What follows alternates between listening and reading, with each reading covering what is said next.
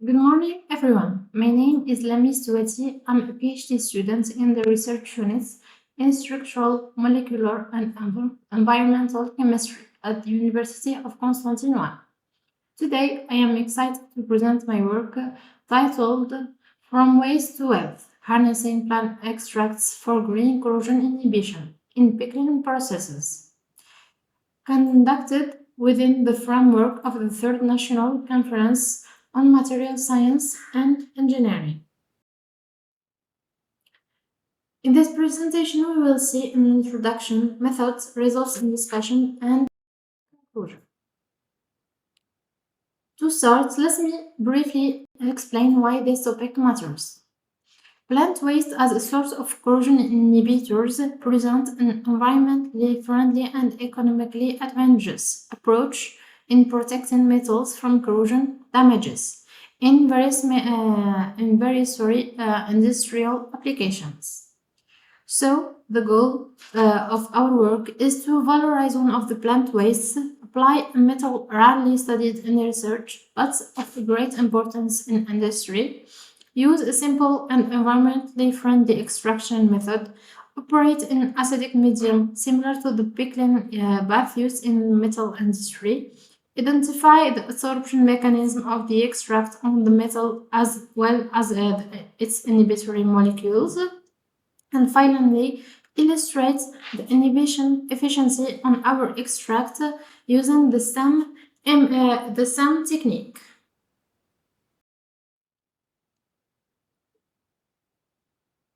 To prepare this kind of inhibitors, I used maceration technique. Specifically, powdered plant was mixed with absolute ethanol. After that, it was then left to macerate at room temperature for 24 hours. After that, it was filtered and evaporated. This approach allows us to obtain the ethanolic extract of the apiaceous EEA. Let's begin with the results of gravimetric. Here we see the variation of the inhibition efficiency on zinc in HCl solutions as function of concentration at 25 degrees. We note that the inhibitory efficiency increases with the increase in the extract concentration. This can be attributed to the formation of a barrier that reduces the metal reactivity and becomes stronger and uniform as the concentration increases. Here we have the variation of the inhibitor's efficiency as a function of temperature.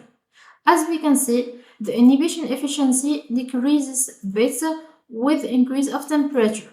This behavior can be attributed to the shift of absorption-desorption equilibrium in favor of desorption, leading to the breakdown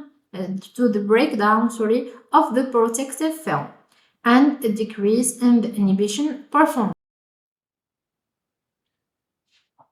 After applying three models of adsorption isotherms on the results of the surface recoverment as a function of concentration, we find that the most appropriate model is the Langmuir isotherm with an R-square that tends to 1. This model implies that there is a limited number of adsorption sites on the metal surface. Each site holds only one adsorbed molecule, and the adsorbed molecules do not interact with each other. Now, let's visualize the results of the SEM technique. Scanning electron microscopy provides high-resolution images that allows us to closely observe the surface morphology of the metal before and after exposure to the corrosive medium. Here in this image, we have the metal surface before the immersion in the acidic medium. And here we have the after immersion images. The first one showed the metal surface in the absence of the inhibitor, which has rough, pitted, and damaged areas caused by corrosion attack, with visible cracks, pits, and corrosion products, disrupting the surface integrity. In contrast, the same images of the metal with the corrosion inhibitor reveals a much smoother and more uniform surface.